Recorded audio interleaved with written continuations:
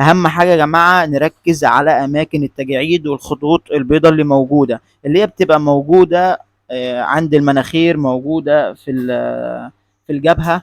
اعملي المساج بعد ما تعملي الجلسه دي، اعملي المساج زي ما انت شايفه كده، نفس الطريقه دي.